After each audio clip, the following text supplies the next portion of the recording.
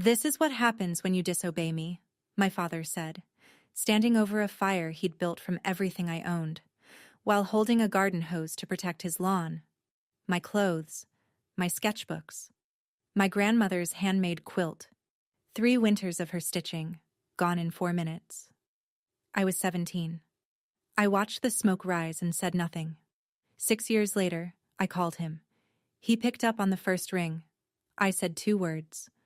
What he found in his mailbox that evening changed everything, but not in the way he expected. Before I go on, please like and subscribe if this story speaks to you. Drop your location and local time in the comments. I love knowing where you're listening from. My name is Bethany. I'm 23. Now let me take you back to Dayton, Ohio.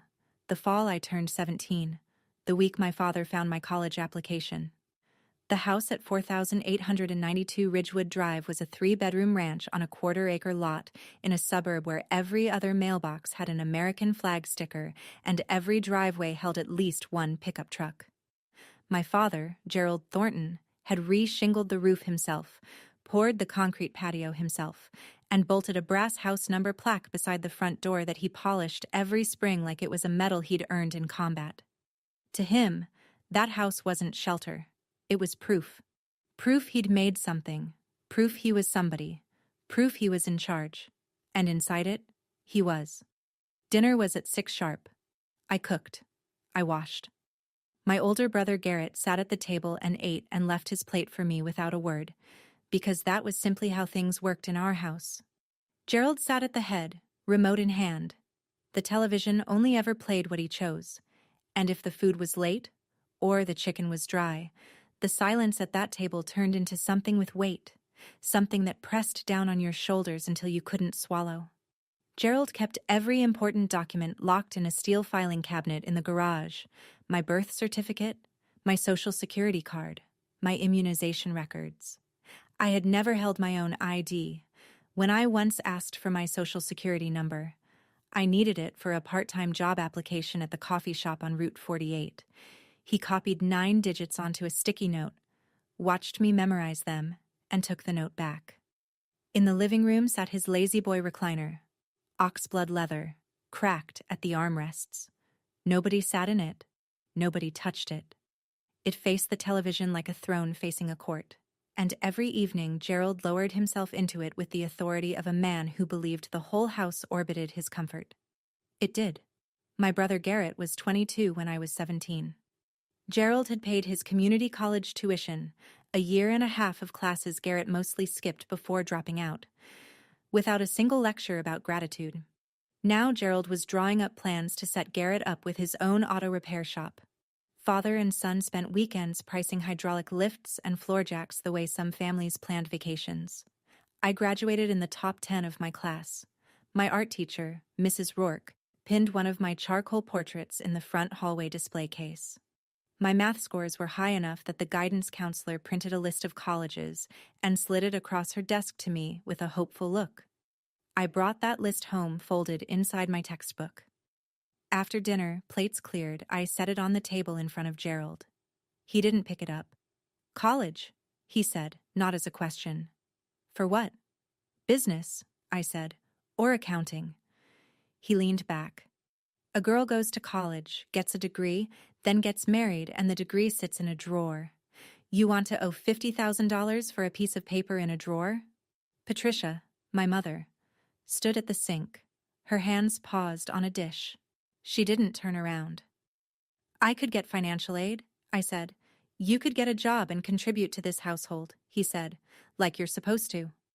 I was already working weekends at the coffee shop on Route 48, $8.75 an hour, every dollar direct deposited into an account Gerald had opened in both our names. I never saw a bank statement. I didn't have an ATM card. My labor went in, and Gerald decided what came out.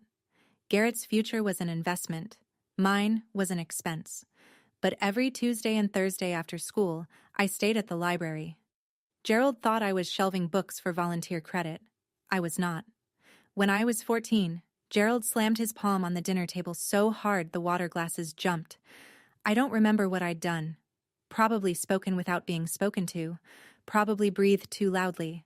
probably existed in a way that reminded him he wasn't the only person in the room. He leaned across the table and shouted 3 inches from my face until his spit hit my cheek. The next morning, I told my school counselor. A woman from Child Protective Services knocked on our door 4 days later. She wore a lanyard and a patient smile. She looked around the house.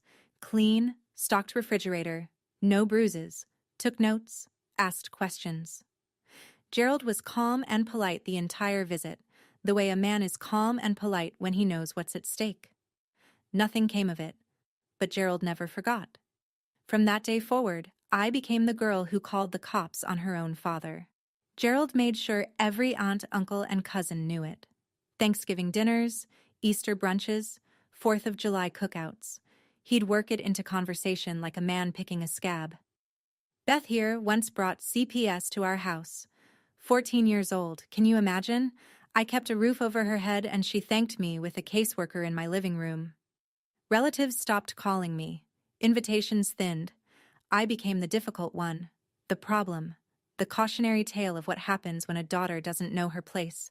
And whenever I pushed back on anything, curfew, chores, the money Gerald took, he had one line that ended every argument. You want to call the cops again? Go ahead. See who believes you this time. One night, just the 2 of us in the kitchen, my mother whispered, "Don't provoke him, Beth." Her hands were shaking around a coffee mug. She wasn't defending him. She was surviving him. And somewhere inside her arithmetic of fear, keeping me quiet meant keeping us both intact. On the living room wall hung a framed family portrait. Gerald, Patricia, Garrett, smiling at a JCPenney studio. I wasn't in it. Gerald told relatives I'd been busy that day. The truth was simpler. He never asked me to come. My grandmother, my mother's mother, died the spring I turned 15. Ovarian cancer. Diagnosed late. She spent her last 2 months at home in a recliner that looked nothing like Gerald's, surrounded by baskets of fabric and a sewing machine that hummed late into the night. The quilt she left me was a patchwork of cotton scraps from clothes we'd both worn, a sleeve from my 4th grade field trip shirt, a hem from the dress she wore to my kindergarten graduation, pieces of old flannel nightgowns and hand-me-down blouses layered and stitched into something that held warmth the way only handmade things can. She'd tucked lavender sachets into the seams. 2 years after her death, I could still smell them. Every night I pulled that quilt up to my chin and felt, for 10 seconds, like I belonged to someone who was glad I existed. My grandmother was the only adult who ever said to me, plainly, "You're sharp with numbers, Bethany. You have to go to school. Promise me." I promised. And so, on those Tuesday, Thursday afternoons at the school library, I wasn't volunteering. I was sitting at a public computer, pulling up the Sinclair Community College admissions page and filling out an application, one field at a time, saving my progress, clearing the browser history before I logged off. I used the school's address for correspondence. I listed Mrs. Rourke as a reference. I wrote my personal essay about the quilt, about someone building something beautiful out of scraps, about patience as a form of love. I didn't tell a soul. What I didn't know was that Gerald had set up parental notifications on the school's network system, something he'd demanded after the CPS visit, framed as keeping tabs on her internet usage. Every week, the system flagged activity categories and emailed a summary to the parent on file. The week I accessed college application resources 4 times, Gerald got an alert. I came home on a Thursday evening and knew something was wrong before I reached the kitchen. The television was off. Gerald sat in the lazy boy, but he wasn't reclined. He was upright, both feet flat on the carpet, hands resting on the armrests like a man about to deliver a verdict. The house was silent in a way that silence shouldn't be. Loaded, pressurized, the kind of quiet that makes your eardrums hum. "Sit down," he said. I sat on the couch across from him. My backpack was still on. I could feel the zipper pressing into my spine. "I got an email from the school," he said. His voice was low and steady, which was worse than yelling. Yelling meant the storm had already arrived. This voice meant it was still building. "College application resources. 4 visits this week. My mouth went dry. You want to explain that? I was looking into... behind my back. He cut me off without raising his volume. You sat in that library and applied to college behind my back. After I told you no. After I explained why. I just wanted to see if I could... You snuck around. Just like you did when you were 14. He let the CPS reference land. It always landed. You call the authorities on your own father. You go behind my back to do the one thing I told you we couldn't afford. Same pattern. Liar. Sneak. Patricia stood at the kitchen sink. I could hear the faucet running, though she'd stopped washing anything. Her hands were motionless in the water. Gerald stood up. The lazy boy rocked once behind him. He walked to the garage. I heard the filing cabinet open, the jingle of keys. When he came back, he was holding a heavy-duty black trash bag and his ring of house keys. He looked at me and said one word. Outside. He went to my room first. I followed him up the stairs because I didn't know what else to do, because my body hadn't yet caught up with the understanding that what was happening was actually happening. Gerald yanked open my closet and started pulling. Shirts, jeans, the second-hand winter coat I'd bought at Goodwill with my own tips. He stuffed them into the trash bag the way a man bags leaves in autumn. Mechanical, thorough, no hesitation. My sketchbooks went next. 3 years of charcoal portraits, still lifes, the drawing Mrs. Rourke had displayed in the school hallway. He bent them in half to fit. Then the books. Algebra 2. A P. English. A used copy of Pride and Prejudice I'd found at a yard sale for 50 cents. Garrett stood in the hallway, arms crossed, leaning against the doorframe. He watched the way someone watches a car accident. Fascinated, removed. He didn't say a word, didn't reach out a hand, didn't step forward. He simply observed his sister's life being shoved into a garbage bag, and then he looked at his phone. My mother appeared behind Garrett. Her face was white. "Gerald, please."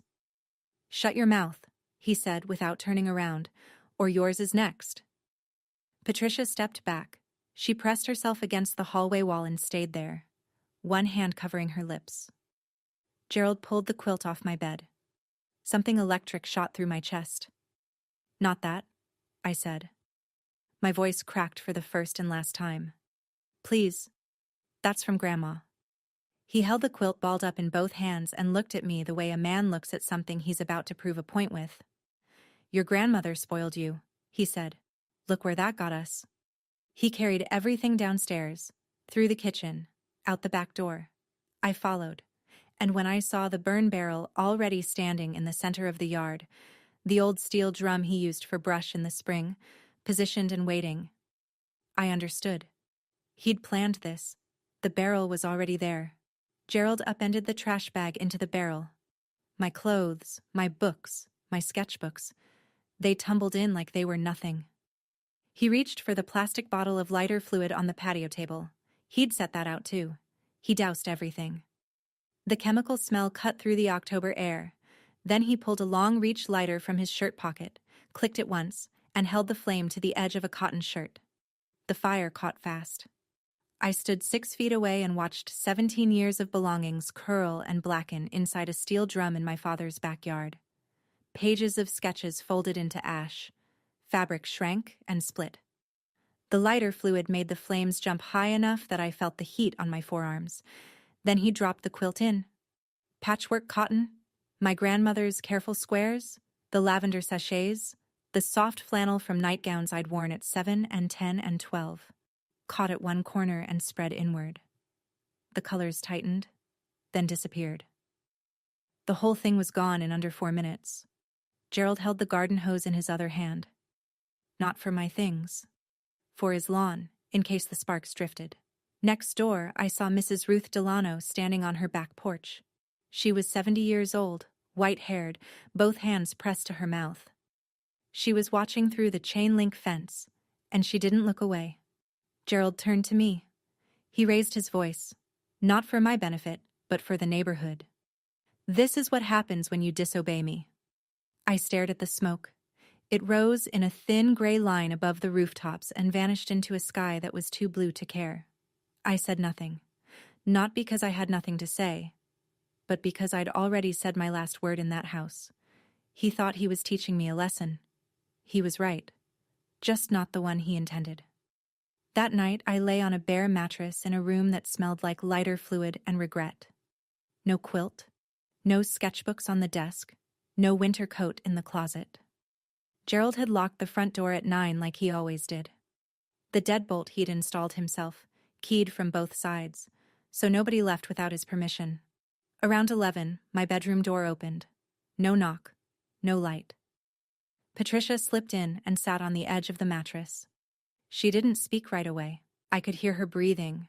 Shallow, careful, the way you breathe when you're trying not to exist too loudly in a house that punishes sound. She pressed a white envelope into my hand. I opened it by the glow of the streetlight through the blinds. Inside, my birth certificate, my social security card, and a thin fold of cash. $340 in 20s and 10s. Money she'd been skimming from grocery budgets over months, maybe years, hiding it in places Gerald would never look because Gerald never helped with groceries. "Go," she whispered. "Don't come back. I'm sorry, Beth." She squeezed my hand once. Then she stood up and walked out of my room and closed the door without turning around, because if she turned around she would cry. And if she cried, Gerald would hear. And if Gerald heard, the envelope would disappear into the filing cabinet, and this one narrow window would seal shut forever. I waited 15 minutes. Then I pushed open my bedroom window. Ground floor, thank God. Swung my legs over the sill and dropped 3 feet into the side yard. I was wearing jeans, a t-shirt, and sneakers. Nothing else. I walked to Mrs. Delano's house. 3 minutes. The porch light was on. I knocked twice. She opened the door, looked at my face, and pulled me inside without asking a single question. I left 4,892 Ridgewood Drive with $340 and a white envelope. I didn't know that 6 years later I'd stand in front of that same house holding a deed with my name on it. Gerald discovered I was gone by 6:15 the next morning, when nobody was in the kitchen making breakfast. He did not look for me. Instead, he picked up the phone and began calling family. Aunts, uncles, cousins, the entire network of Thornton's and Patricia's side too, and delivered a version of events so polished you'd think he'd rehearsed it. She ran off. Middle of the night. No note, no explanation. After everything I've done, the roof, the food, the clothes, some kids are just born ungrateful. You remember the CPS thing? Same girl, same pattern. The narrative took root immediately because Gerald had spent 3 years fertilizing the soil. The relatives who'd already filed me under difficult now upgraded me to lost cause. Nobody called me. Nobody asked Patricia for my side. Nobody drove around looking for a 17-year-old girl who'd left home in October with no coat. By the afternoon, Gerald had cleared my bedroom. Mrs. Delano, watching from her kitchen window, told me later that she saw him carry out a bookshelf, a small desk, and a floor lamp. Within 48 hours, the room held a weight bench, a standing mirror, and rubber floor mats. Garrett's new home gym. 17 years of my existence, painted over in a weekend. Gerald also called the school, told them I'd transferred to live with relatives. The secretary logged it without follow-up. My guidance counselor, the one who'd printed that college list, never got the chance to ask where I'd gone. Mrs. Delano sat me at her kitchen table that first morning, pushed a plate of scrambled eggs toward me, and said, "Eat first, then we'll figure out what comes next." She pulled a phone book from a drawer and found the number for the Montgomery County Youth Services Shelter. She drove me there herself in her Buick, and she didn't cry until after she'd pulled away from the curb. That shelter became my address. A bunk bed, fluorescent lights, a 10 o'clock curfew, and 3 other girls who were each carrying their own version of the same story. The shelter smelled like industrial cleaner and microwave popcorn. The mattresses were vinyl. The showers ran lukewarm for exactly 7 minutes before the timer cut them off. I shared a room with 3 other girls, Danielle, who slept in her shoes, Mackenzie, who talked in her sleep about someone named Kyle, and a girl everyone called Birdie, who never told us her real name and left after 2 weeks without saying goodbye. A social worker named Mr. Foss helped me open a bank account in my own name for the first time in my life. I sat across from a teller at a Chase branch and slid my birth certificate and social security card across the counter. The same documents Patricia had pressed into my hand in the dark.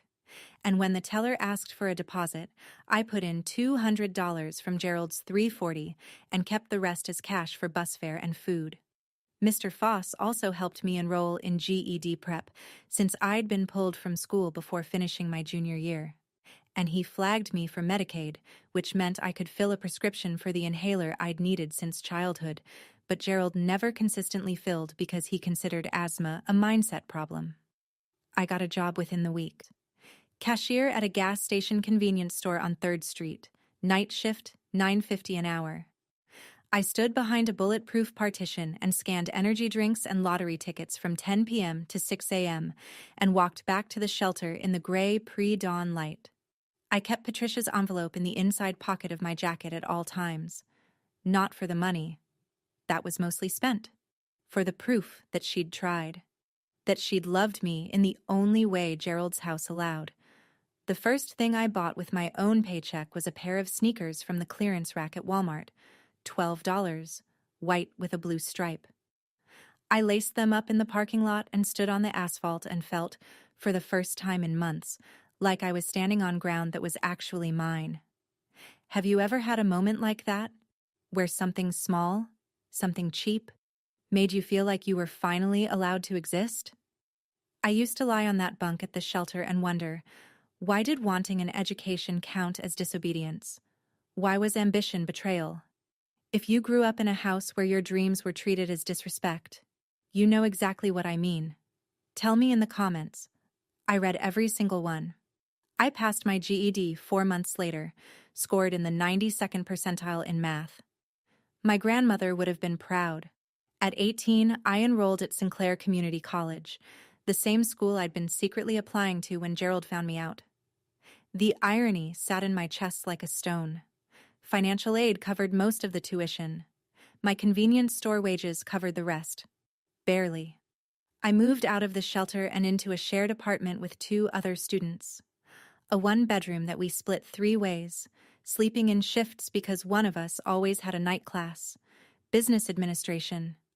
I chose it because my grandmother told me I was sharp with numbers, and because I understood, in a way I couldn't yet articulate, that money was the architecture underneath everything Gerald had built and everything he'd used against me.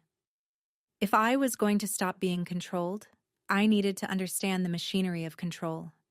300 miles of interstate and a different area code separated me from Ridgewood Drive, but Dayton has a way of pulling you back through rumor. A cousin I hadn't spoken to in 2 years sent me a Facebook message. Your dad took out a loan on the house. Something about Garrett's shop. I looked it up. Public Records, Montgomery County Recorder's Office. Gerald had taken out a home equity line of credit, $85,000, secured against 4892 Ridgewood Drive. The funds were dispersed the same month a new business entity registered with the state. Thornton and Son Auto Repair, LLC, and Son, not and daughter, not and family. One afternoon, my bus route to campus passed through the commercial strip on Linden Avenue, and there it was. A freshly painted sign with blue background and yellow block letters. Thornton and Son Auto, mounted on a building Gerald had leased, with money borrowed against the only thing of value he owned. $85,000 on his son's dream. $340 is what my mother could scrape together for mine. The year I turned 20, I almost quit. I was working 2 jobs, the convenience store and a weekend housekeeping shift at a Comfort Inn off of Pine 75, while carrying 15 credit hours at Sinclair. My alarm went off at 5:30 every morning, and some nights I didn't get to sleep until 1. I ate ramen and peanut butter sandwiches and free continental breakfast leftovers that the hotel let staff take home in styrofoam containers. I nearly failed accounting 201. Not because I didn't understand debits and credits, but because I fell asleep during the midterm. Actually fell asleep, pen in hand, face on the desk, and woke up with 20 minutes left and a test half blank. And then came the message from a cousin a screenshot of something Gerald had posted on Facebook. I didn't have him as a friend, but the family network is porous in small-town Ohio. Gerald's post read, "Sad to say my daughter chose the streets over family. I tried my best. Some people don't want to be helped. Pray for her." Below it, 11 comments. Relatives expressing sympathy for Gerald. One aunt wrote, "You did everything you could, Ger. She'll learn the hard way. Nobody asked me. Nobody checked." That night, after my housekeeping shift, I sat on the bus at 11 p.m., forehead against the cold window, and I cried for the first time since the fire. Not loud, not dramatic, just tears running into the collar of a uniform polo that smelled like bleach and someone else's hotel room. For about 10 minutes, I wondered whether Gerald was right, whether I was wasting my time, whether the world was just a series of rooms controlled by men like him and I'd never find one that was mine. Then I remembered my grandmother's hands, the quilt, the stitching. 3 winters of patience. "You're sharp with numbers, Bethany. You have to go to school." I wiped my face with my sleeve. I got off at my stop. I walked home. And the next morning, I retook the exam and passed. I finished my associate's degree the semester I turned 21. Not with honors, not with fanfare, just a diploma in a cardboard folder and the quiet knowledge that nobody had handed me a single credit. The degree led to a job at a title company called Howell & Dean on East 5th Street. Entry level. $15 an hour. My job was to organize closing documents, verify property records, and process title searches. The unglamorous paperwork behind every real estate transaction in the greater Dayton area. Stacks of deeds, lien releases, mortgage assignments, and foreclosure filings passed through my hands every day. I learned to read them the way a mechanic reads engine codes, quickly, precisely, looking for the thing that didn't belong. The office was small. 4 desks, a copier that jammed twice a week, fluorescent lights that buzzed at a frequency only I seemed to hear. But it was mine. My desk. My name on the mailbox. My paychecks deposited into an account no one else could touch. Linda Marsh was a broker who worked out of the suite next door. She was 45, silver-streaked hair pinned in a low twist, and she wore reading glasses on a chain that she swung like a lasso when she was thinking. She started noticing me because I was always the last one in the building. One evening, she leaned through the doorway and said, "You're still here." "I like reading the filings," I said, which was true. She looked at me over her glasses. "You're smarter than half the agents I've hired. Why aren't you licensed?" "Working on it," I said, which wasn't true yet, but became true the moment she said it. Linda began mentoring me. Over coffee, over lunch, over stacks of comp analyses. She taught me how to read a neighborhood, how to calculate equity, how to spot a distressed property before it hit the courthouse steps. "In real estate," she told me once, "paper is power. Whoever holds the deed holds the truth." I wrote that on a sticky note and put it on my desk. It stayed there for 2 years. I passed the Ohio real estate licensing exam on my first attempt, 3 weeks after my 22nd birthday. Linda hired me as a junior agent at her brokerage the same afternoon. I was making commission now. Not much at first, but enough that I moved into a studio apartment where I didn't have to sleep in shifts, and enough that I started putting money into a savings account I checked every Sunday morning with something close to disbelief. Meanwhile, 600 miles of hard work separated me from 4,892 Ridgewood Drive. But public records don't care about distance. Through my title company contacts, I had access to the same county databases I'd used every day at Howell & Dean. I wasn't searching for Gerald. I didn't need to. When you work in real estate in Montgomery County, information about every property, every lien, every default, every transfer, flows across your desk like water. You don't have to go looking. It finds you. And what it told me was this. Thornton and Son Auto was bleeding money. Garrett had hired too many people, spent too much on a renovation nobody asked for, and was pulling from the business account for personal expenses. A lease on a Dodge Charger, weekend trips to Put-in Bay with his girlfriend.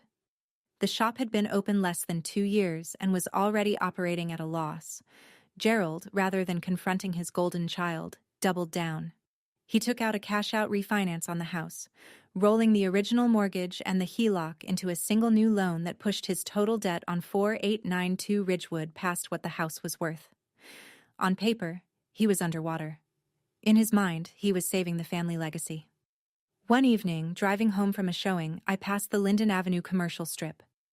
The Thornton and Son auto sign still glowed, but 2 of its LED bulbs had burned out. The T and the O were dark. The sign now read, HRN on and Son AUO. It was the kind of detail a novelist would invent. But it was real, and I saw it, and I kept driving. The phone call came on a Sunday morning, 6 months before everything changed. I didn't recognize the number. I almost didn't answer. I was reviewing comps for a listing appointment, but something made me swipe. Beth? I hadn't heard my mother's voice in 4 years. It was thinner than I remembered, stretched tight like a wire carrying too much current. Mom. I'm calling from Ruth's phone. Mrs. Delano. Of course. Patricia didn't have a phone Gerald couldn't check. Ruth gave me your number a long time ago. I didn't know if you'd pick up. I picked up. Silence. Then. Your father is under a lot of stress, Beth. The shop isn't doing well. He's drinking more. Garrett doesn't come around much anymore. She wasn't asking me for money. She wasn't asking me to come back. She was just talking. The way a person talks when they've been holding their breath inside a sealed room and someone finally cracks a window. Are you okay, Mom? A pause. I'm the same. Which meant, no. Mom. You can leave, you know. There are resources. I can help you find. I'm fine, Beth. I just wanted to hear your voice. We talked for 8 more minutes. She asked what I was doing. I told her I worked in real estate. She said, Your grandmother would be so proud. And her voice broke, and she recovered. And we both pretended it hadn't happened. After I hung up, I sat on my apartment floor for 10 minutes, staring at the wall. I thought about calling Gerald. I didn't. I thought about calling Garrett. I didn't.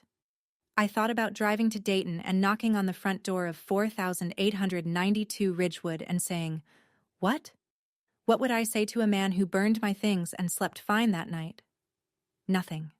There was nothing to say. 3 months later, I was sitting at my desk scrolling through the weekly foreclosure list published by the Montgomery County Recorder's Office, a task I did routinely as part of my work, looking for investment opportunities for Linda's clients. And a familiar address stopped my hand on the mouse. 4892 Ridgewood Drive. Notice of default. Bank of Dayton, N.A. Scheduled auction date, 60 days. I read the address 3 times, then a 4th. Then I pushed back from my desk and stared at the ceiling for a full minute, breathing through my mouth like a swimmer surfacing after too long underwater. 4892 Ridgewood Drive. 3-bedroom ranch. Brass house numbers. Lazy boy in the living room. Burn barrel in the backyard. The notice of default meant Gerald had missed payments for at least 90 consecutive days. The bank had filed with the county. A notice of sale would follow, and then the house would go to auction on the courthouse steps, open to any bidder with a cashier's check and a pulse. Gerald Thornton, the man who had built his entire identity around that house, who had polished the brass numbers every spring, who had re-shingled the roof with his own hands, who had told me at least 100 times that his house meant his rules, had borrowed against it until the bank decided it wasn't his anymore. I pulled the full record. The HELOC from 3 years ago, $85,000. The cash-out refinance from 2 years ago, another 60 on top. Total debt secured against a house worth maybe $185,000 on a good day. Gerald hadn't made a mortgage payment in 6 months. The bank had followed every required step. Notice of default, right to cure, notice of sale. And Gerald had done nothing. No payment, no negotiation, no short sale. Either he didn't understand the paperwork, or he was too proud to ask for help, or both. I closed the browser tab. I opened it again, I closed it. I went to the break room and poured a cup of coffee and stood by the window. I remembered the fire, the quilt, the lighter fluid, the garden hose he held to protect his lawn. My house. My rules. Not anymore, I said out loud, to no one. Then I went back to my desk and pulled up the auction calendar. I told Linda before I told anyone else. We were sitting in her office, a corner room with a window overlooking a strip mall parking lot, which sounds depressing, but Linda had filled with potted ferns and framed photos of her closings, and it felt more like a greenhouse than a workplace. I need your advice, I said, not as my broker, as someone I trust. She set down her reading glasses. Go. There's a property going to auction in Montgomery County. 3-bed ranch, 1/4 acre. Needs a new roof and some plumbing work, but the structure's solid. Market comp in that neighborhood is about $185. Auction estimate is probably $120 to $140. Linda tilted her head. That's a decent margin. What's the catch? It's my father's house. She looked at me for a long time. The ferns swayed in the air from the vent above us. Then she asked the question I needed her to ask. Is this a business decision or a personal one? Both, I said. Then let me ask you this. If this were any house, owned by any stranger, at that price point, in that zip code, would you buy it? I'd already run the numbers. Purchase at auction, roughly $130. Closing costs and title fees, maybe $4,000. Estimated repairs. Roof, water heater, some updated plumbing, $15,000 to $20,000. All-in cost, around $155. Market value after repairs, $185 to $190. 30+ thousand in built equity from day one. Yes, I said. I'd buy it. Then you already have your answer. She paused. But Bethany, make sure you're buying a house, not buying a fight. I'm buying a house, I said. If it also happens to be the house where my father burned everything I owned, that's his problem, not mine. Linda looked at me over her glasses. Then she nodded once, slowly, the way she did when a deal made sense to her. I'll help you with the pre-approval, she said. I didn't go looking for this, but I wasn't going to look away either. I spent the next 3 weeks preparing the way Linda had taught me, the same way I'd prepare for any investment property, with the same spreadsheets and the same due diligence, because if this was going to work, it had to be clean. I ran the title search myself. The deed was in Gerald's name alone. Patricia was not on the title. A decision Gerald had made when they bought the house 24 years ago, claiming it simplified things. What it actually simplified was control. If the house was only in his name, Patricia had no say in what happened to it. She couldn't sell it, refinance it, or prevent him from borrowing against it. She was a guest in her own home and always had been. I verified the liens, the original mortgage, the HELOC, the cash-out refinance, all secured by the property, all in default. I confirmed the auction date, the location, Montgomery County Common Pleas Court, and the deposit requirement, a cashier's check for 10% of the opening bid, due at the time of sale. I got pre-approved for an investment property loan through a local credit union Linda had worked with for years. Combined with my savings, 4 years of commission checks, gas station shifts, hotel housekeeping wages, every dollar I'd earned since the day I climbed out of that bedroom window. I had enough for the deposit, and then some.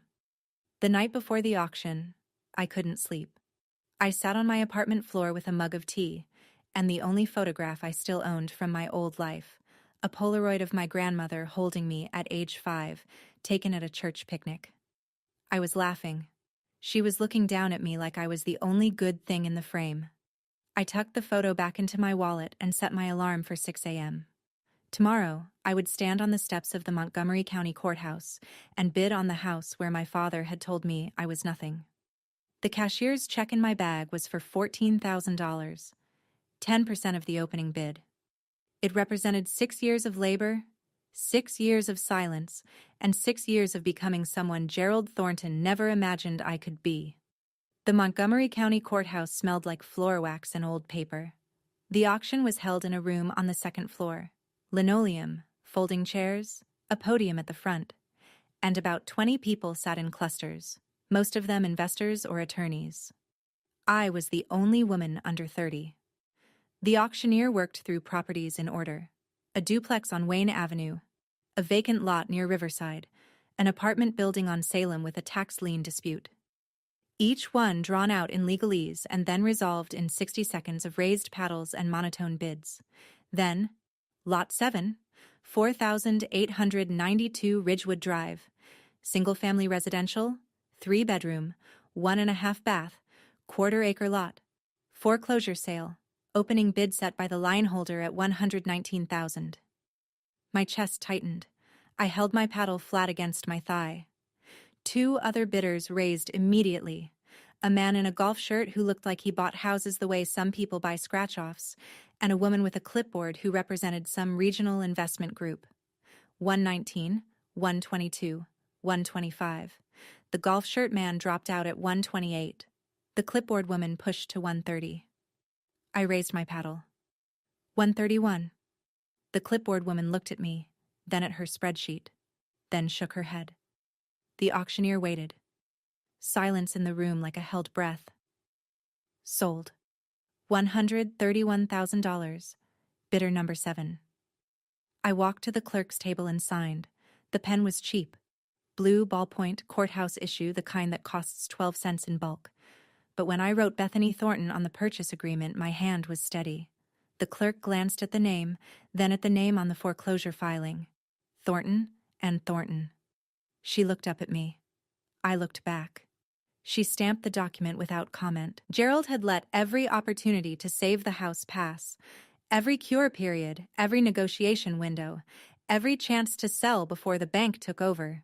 He was too proud to ask for help, too stubborn to admit the shop had failed, too convinced that 4,892 Ridgewood Drive would always be his because he'd decided it would always be his. But decisions don't override defaults, and defaults don't care about pride. The deed was recorded 17 days later at the Montgomery County Recorder's Office. I picked up the certified copy on a Tuesday afternoon, and I sat in my car in the courthouse parking lot and held it in both hands. Deed of conveyance. Grantee Bethany M. Thornton. My name. My house. The following Saturday, I drove to Ridgewood Drive. I hadn't been on that street in 6 years. The neighborhood looked the same: mowed lawns, American flag mailboxes, pickup trucks in driveways, but smaller, somehow. The way places from childhood always shrink when you return as an adult carrying different measurements. I parked across the street from 4892. The brass house numbers were tarnished. Gerald hadn't polished them. The patio concrete he'd poured himself had a long crack running through it. The lawn was mowed, though. Of course it was. Gerald would let the roof rot before he'd let the grass grow past 2 inches. He was outside, in fact, pushing a mower in straight lines, wearing the same flannel shirt he'd worn the day he burned my things. He didn't see me. I got out of my car. I stood on the sidewalk in front of the house. His house. My house. And I asked a woman walking her dog to take my photograph. She smiled and obliged. In the photo, I'm standing in front of the brass numbers, 4892 visible over my left shoulder. My expression is calm. Not smiling. Not angry. Just present. I printed the photo at a CVS. On the back, I wrote in neat block letters: new owner, deed recorded date. Montgomery County Recorder's Office, B. Thornton. I slid it into a white envelope. No name on the outside, just like the one my mother had given me. I drove to Ridgewood Drive one more time, opened the mailbox at the curb, placed the envelope inside, raised the red flag, and drove away. I waited one day. I wanted him to find the envelope first, to hold the photograph, to read the back, to feel the floor shift, before he heard my voice. Sunday afternoon, 4:17 p.m. I was sitting in my apartment at the kitchen table, hands folded, phone in front of me. I picked it up and dialed the number I'd never deleted. It rang once. One ring. That's all it took. Bethany?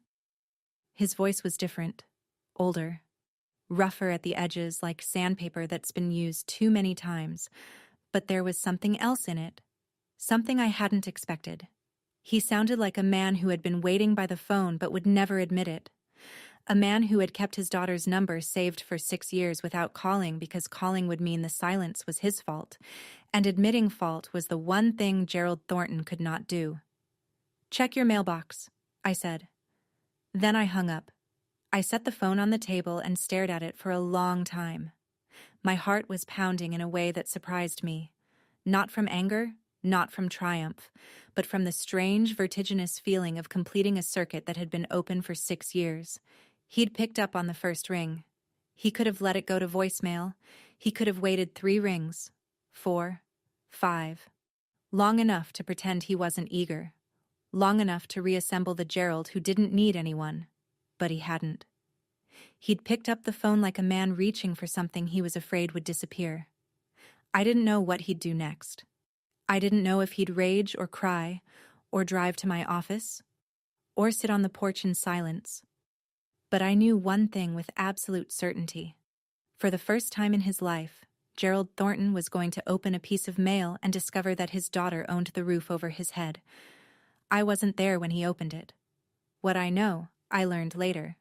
From Mrs. Delano, who was sitting on her porch with a glass of iced tea and a direct sightline to Gerald's mailbox, because Ruth Delano was 74 years old and had earned the right to observe her neighborhood without apology.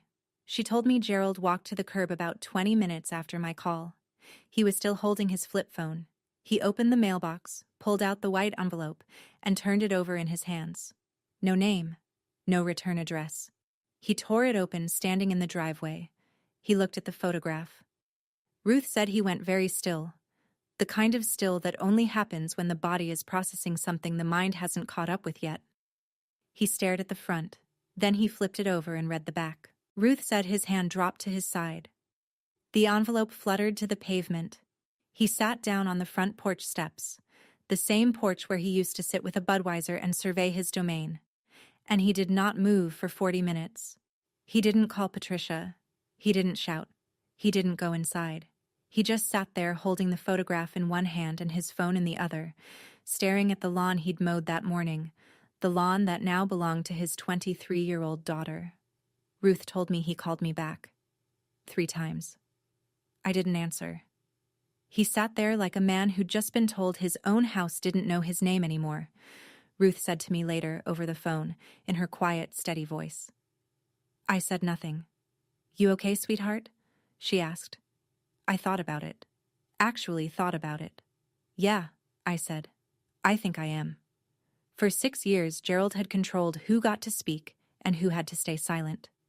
Now the silence was his, and I was the one who'd chosen not to fill it. 2 days later, Gerald walked into the offices of Marsh & Associates Realty at 10:15 on a Tuesday morning. I was at my desk, second cup of coffee, reviewing a listing agreement for a property on Huffman Avenue. Linda was in her office with the door open.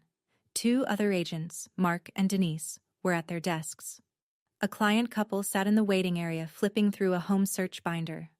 The door opened and Gerald stepped in like he was entering a courtroom. Flannel shirt, work jeans with a grease stain on the left knee, ball cap that read Thornton and Son Auto, the logo of a business that had closed 3 months ago. He looked older, thinner in the face, heavier under the eyes. But his posture was the same. Rigid, commanding. The posture of a man who expected rooms to rearrange themselves around him. He scanned the office and found me. "Bethany." I looked up from my desk. My nameplate was facing him. Bethany Thornton, licensed agent. "Gerald," I said. "Not Dad." "Not anymore." He crossed the room in 4 strides. "You think this is funny? You think you can take my house?" I set down my pen. "It stopped being your house when you stopped paying the mortgage 6 months ago. The bank filed for foreclosure. The auction was public. Anyone with financing could bid. I had financing. I bid. I won. It's all recorded at the county recorder's office. That is my house." His voice cracked upward. Mark and Denise stopped typing. The client couple in the waiting area looked up. "I built that patio. I reshingled that roof. And then you borrowed against it until there was nothing left, I said. I kept my voice level. You took out an $85,000 HELOC for Garrett's shop. Then a cash-out refinance for 60 more. The shop failed. The payments stopped. The bank followed procedure. This isn't something I did to you, Gerald.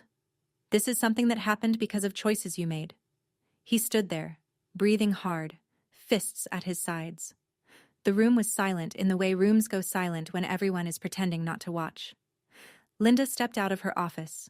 She was calm the way a woman who has brokered 1,200 transactions is calm, unshakable, measured, with the kind of authority that doesn't need volume.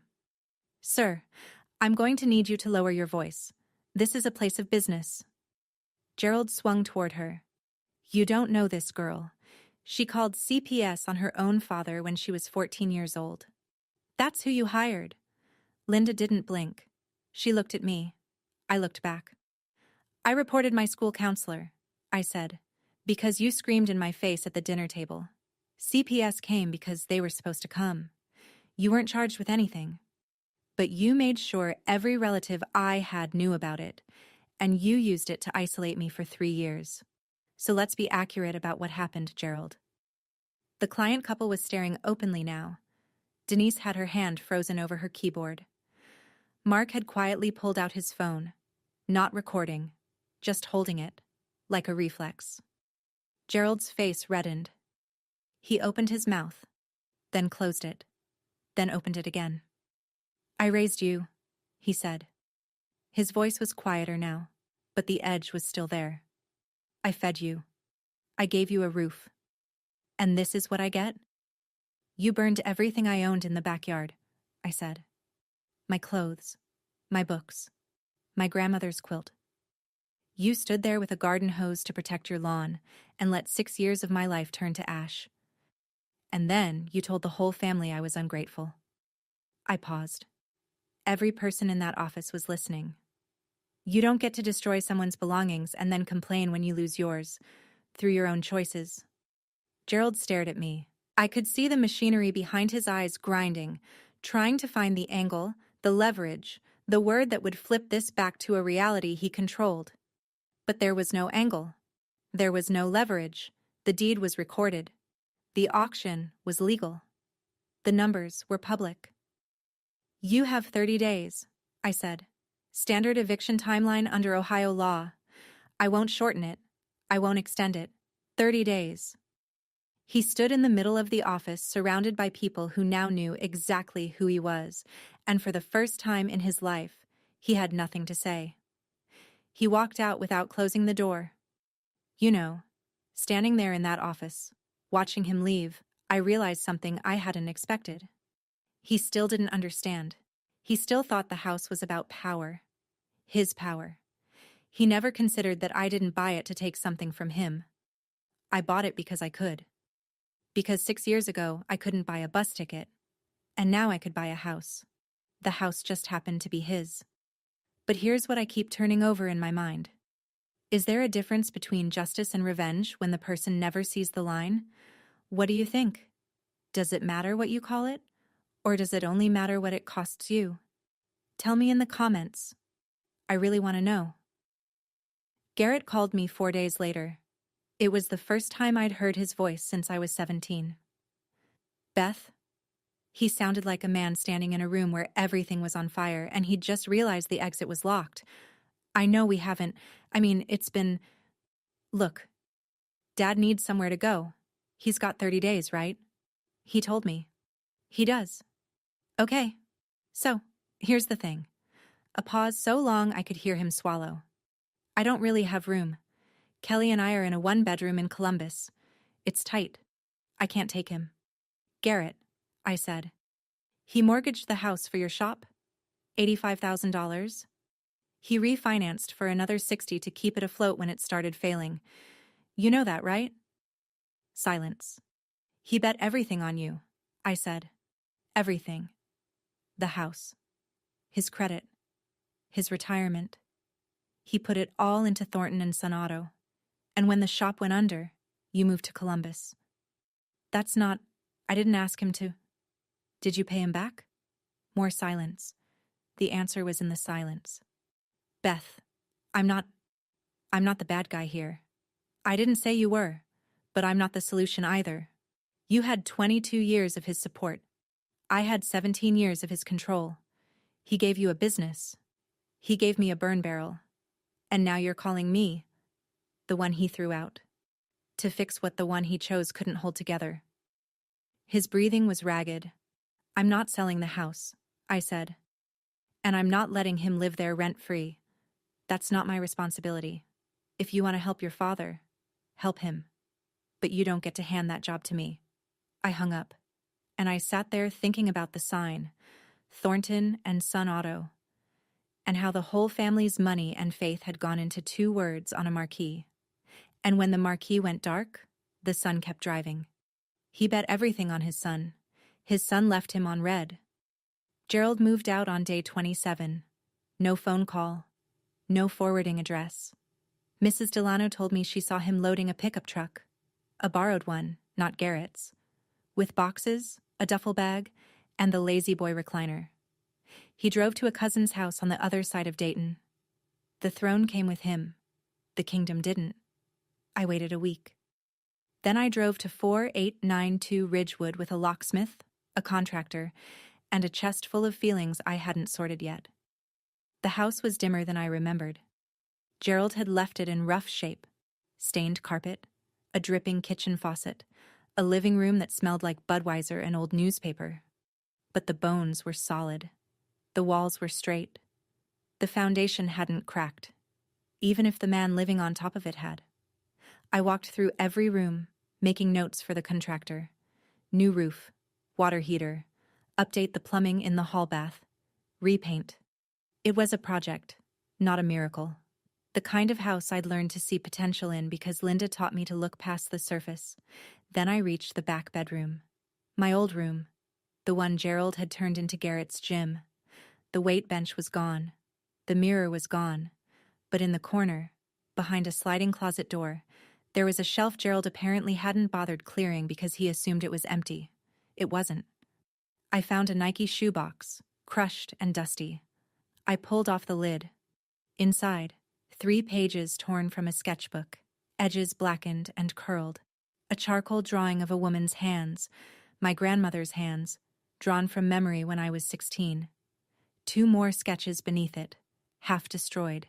And at the bottom, folded into a small square, a piece of fabric, patchwork cotton, singed at the edges, faded lavender scent, barely there, a single square from the quilt. Gerald had gone into the ashes.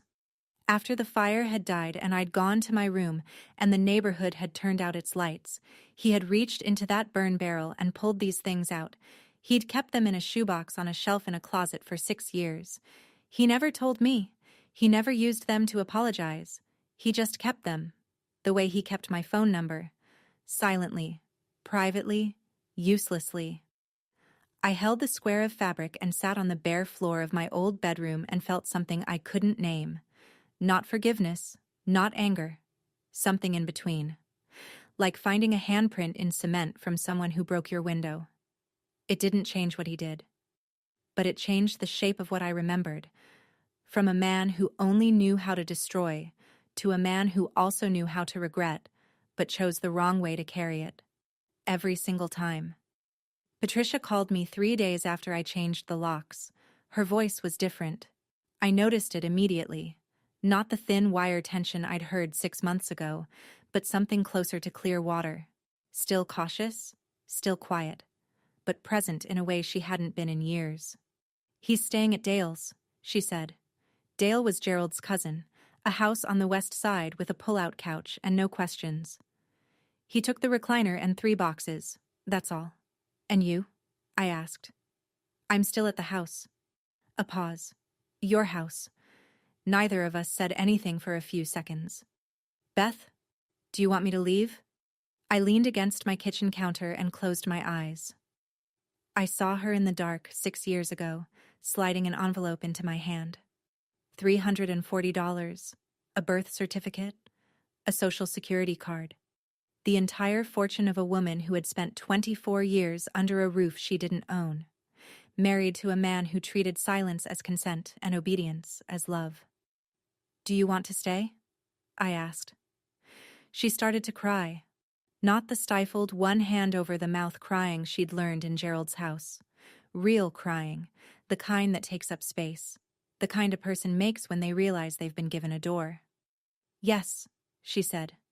"Please." "Then stay. 200 a month. Enough to cover utilities and give you dignity. I'm not giving you charity, Mom. I'm giving you a lease." 200, she repeated. "I'm fixing the roof next month. The plumber comes Thursday. And Mom..." I paused. "His name's not on anything anymore. Not the deed, not the mailbox, not the rules." She cried again. But this time it was the kind of crying you do when a weight lifts and your body doesn't know how to be that light yet. "I should have done more, Beth. I know that." "You gave me the envelope, Mom. That was enough to start." That night, for the first time in 24 years, Patricia Thornton slept in a house where the front door was unlocked because the person who owned the deadbolt was her daughter, and her daughter believed in doors that open from the inside.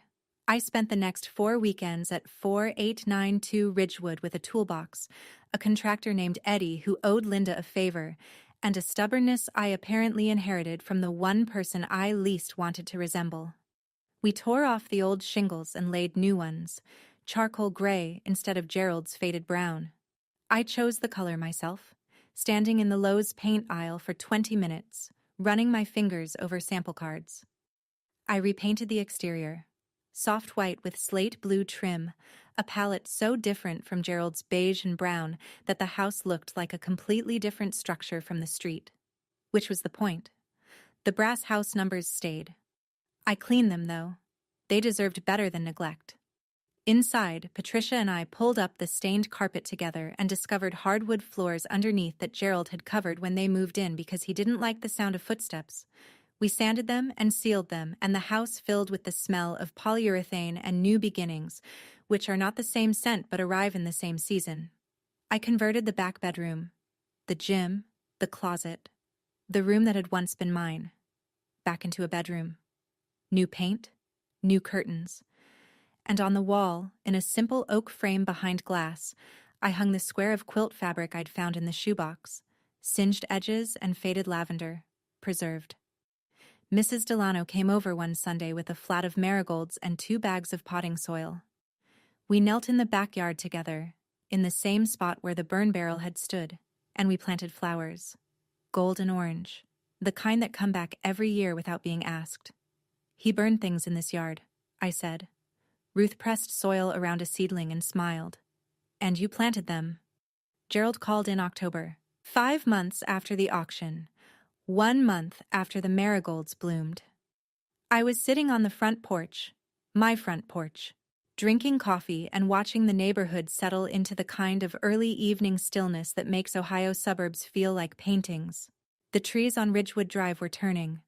Mrs. Delano waved from her yard. Patricia was inside, watching television. Whatever she wanted, as loud as she wanted. My phone buzzed. Gerald's number. I looked at it for 3 rings. Then I answered. "Bethany." His voice was gravel and distance. "Gerald." A pause so long I could hear a dog barking 2 streets over.